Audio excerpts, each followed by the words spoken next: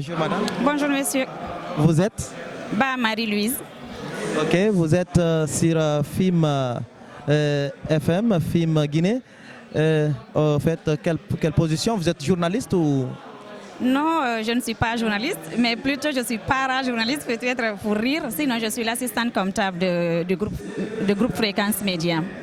Très bien. Aujourd'hui, c'est la dernière journée internationale de la presse qui est célébrée un peu partout à travers le monde. C'est le cas aussi en Guinée. Nous sommes au chapiteau du Palais du Peuple.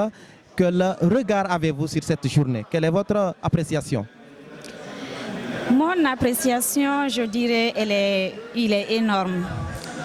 Aujourd'hui, accorder de l'importance à une journée de la liberté de la presse est une très bonne chose. Et surtout si aussi les gens ils sont libres dans leur mouvement, dans leur travail, et si on leur donnait aussi la liberté de mener leur enquête jusqu'au bout et être aussi sous la protection plus bien sûr divine et des autorités. Parce que je dirais certaines enquêtes, c'est pas facile de les mener, d'accord? Et il y a certaines choses, certaines personnes n'aimeraient pas que ça soit étalé plus tôt. Donc j'aimerais que, comme on le dit, que tous les gens soient indépendants dans leur travail. Ok, cette année, le thème c'est le journalisme sous l'emprise du numérique. Ce qui explique l'influence des réseaux sociaux, des sites internet, du digital en un mot, la puissance, s'il faut même une certaine colonisation qui se dégage aujourd'hui. Aujourd'hui, quels sont les avantages des réseaux sociaux sur le journalisme, mais aussi les inconvénients? Je dirais les avantages sont énormes. Parce qu'avant, ce n'est pas tout le monde qui avait la possibilité d'aller s'acheter un journal pour le lire.